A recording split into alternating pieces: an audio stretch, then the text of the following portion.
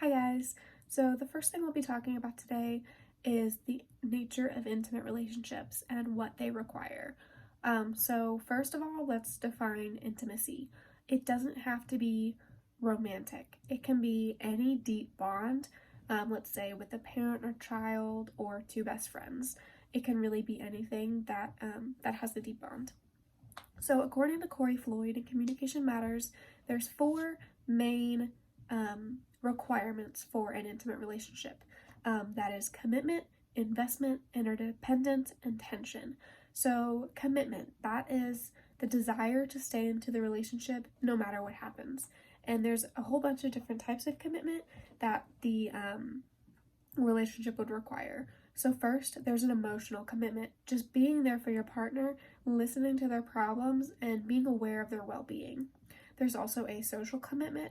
This is hanging out with them, spending time with them, getting to know them, and also getting to know their family. Even if you guys don't get along, you still want to hang out with them, get to know them, and try to decrease any conflict. This will really help your relationship. There's also legal and financial commitment.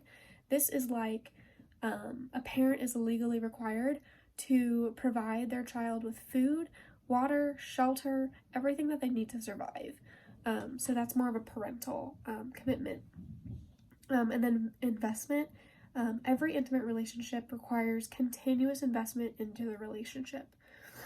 So you can't just be a bump on the log sitting there letting your partner do all the work. It's a two-way street.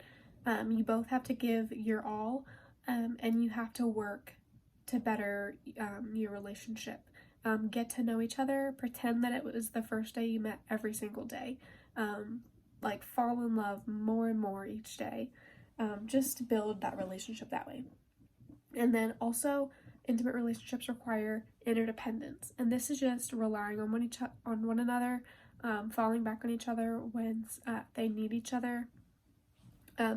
Every relationship needs this, because you can't have an intimate relationship and not be able to trust one another.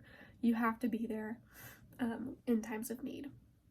And also, it sounds weird, but intimate relationships require tension. If you don't have any fights, if you don't have any disagreements, it's not intimate. It's shallow.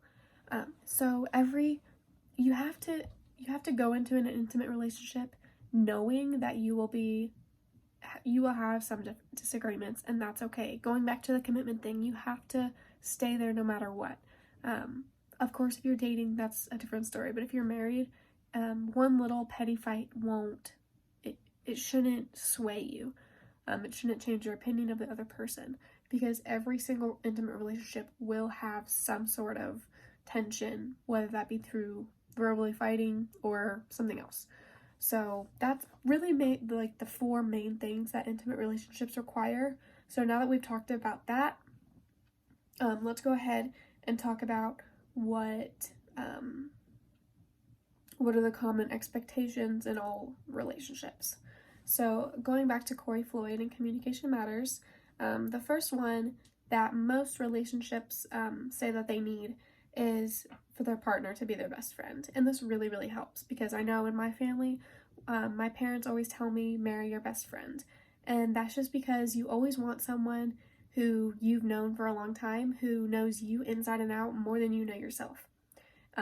You want to be totally invested in each other, and just know each other, not just shallow know. Not, oh, I know your favorite color. Something like, I know your past, I know who you are as a person, stuff like that. So marrying your best friend, that's what Corey Floyd is meaning. Also, they want the relationship to be problem-free. And as I mentioned earlier, every relationship will have its thorns, I guess. So really just try to eliminate any disagreements. Don't fight over how to put your dishes in the dishwasher. If it'll make your partner happy, let them do it. It's not worth fighting over.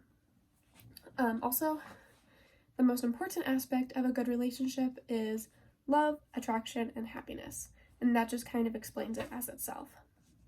So in February of 2016, Psychology Today posted an article by Tina Gilbertson, and she reminds us that having the right to expect these things doesn't mean you'll actually get them. And she's right. Just because you expect these things from your partner doesn't mean they'll deliver. And that's okay. It's always better to tell them what you're expecting, so that way they can either tell you, hey, yeah, I can do this for you, or hey, no, I'm probably not your person. And she also adds that it does mean that it's okay for you to ask for them, and it's okay for it to matter to you.